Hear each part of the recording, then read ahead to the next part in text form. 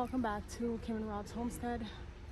I'm going to be dropping some seeds in the GreenStalk and some basil, some bunching onions in the GreenStalk, and that way they'll get a start before spring. We fully get nice weather.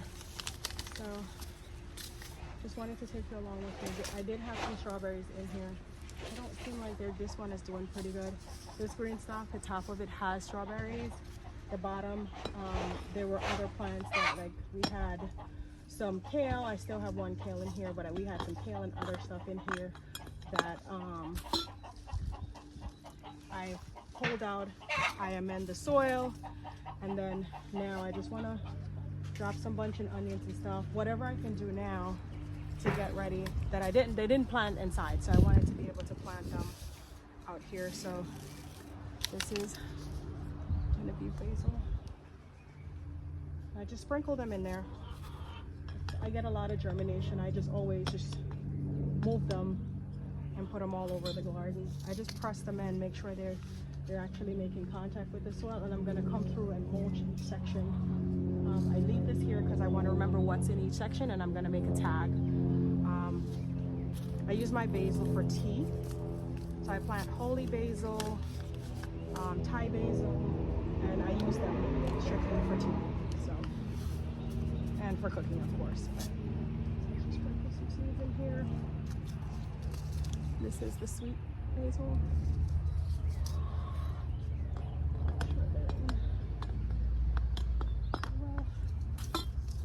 And as you can see, this GreenStalk is moist. So we do have strawberries there. I'm not going to put anything there. I am going to put the Thai basil right below that. These get really big, so I put Thai basil in here as well. So whatever section off the GreenStalk that's empty, I'm just going to put some basil and bunching onions. So this is the Thai basil.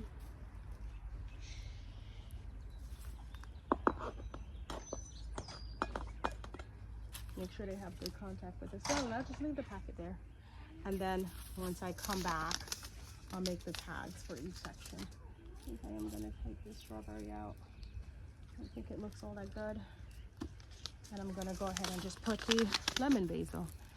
This is really, really good. This is like my favorite. That and the holy basil is like my favorite one.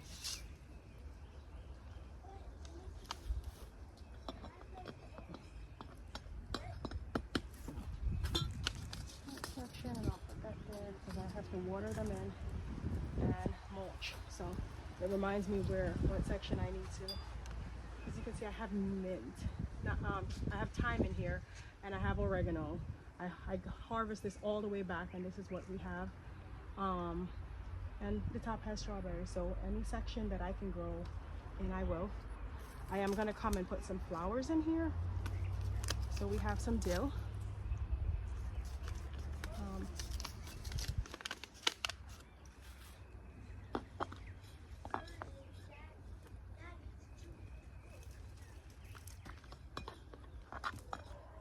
I amended this bed. I put some black cow in it, and I did fertilize it really well and water it in.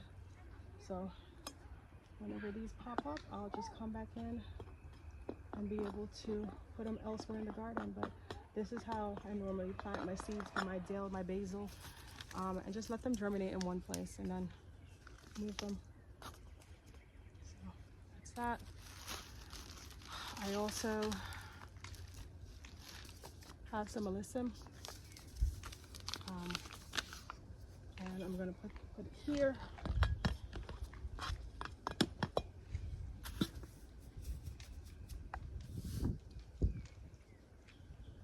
These do pretty well too. And in some cases, if they don't germinate, I just replant. Not everything that you plant will germinate, and you just have to have that expectation that some things will be successful and some won't. And once you have that realization, it wouldn't, you won't be disappointed. You'll just be able to understand that that's part of the growing process. I think I'm gonna put the bunching onions here. Just gonna sprinkle some seed, not a lot. I'm gonna sprinkle these in a couple of different sections as well. These I got from the dollar store.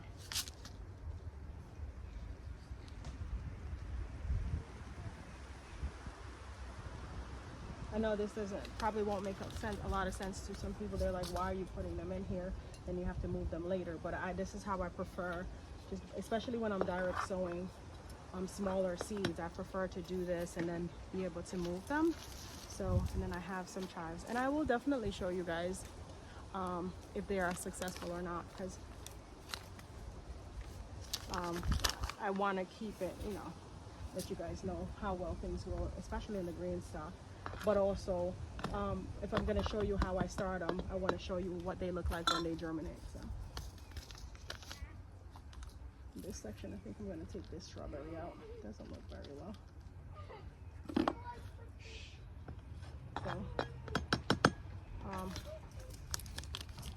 some more dill. This is a different type of dill.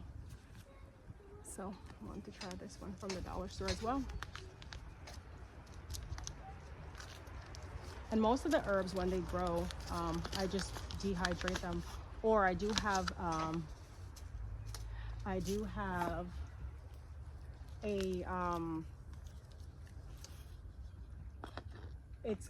don't remember what exactly it's called. It's like a mash that you hang, and once you pick all your herbs, you put them in there, and it'll just air dry, and you just let them sit there. I got it from Amazon. I'll link it in the description. If you guys click on the link and purchase it, I am affiliated with Amazon, so you get something, not a lot, but I'll definitely get something from it if you click the link and purchase. Like I said, a lot of my raised beds, I'm going to put the link in the description. They are from Amazon. So, and then I'm not going to put the sunflower seed, that's going to get too large, but I will sprinkle a few of this zinnia in here. I do have some hollyhock and some and I do have some other flowers that I already planted, and I'm just going to plant them out in the garden. I think they're ready. They're large enough to come out in the garden. The sunflowers I'm going to put around. I do have some seeds, and I'm just going to sprinkle around the bed. This is a mix of different seeds that I just want to sprinkle around. Whenever they germinate, I always space them out. I'm not very particular in a specific area where I plant flowers. I just sprinkle them all over around the perimeter of the bed. Once they germinate, if there's too many in one section, I just move them to the other bed, and that way we'll have a lot of flowers in the garden, and a lot of bees will be able to come, especially for those things that need to be pollinated. Love to have flowers. It's important to have flowers to attract them so they can pollinate your vegetables. But that's it for the ones that I'm dropping now. And you know, I hope to see you again in the next one. Thank you for watching. Thank you for subscribing, and I'll see you again.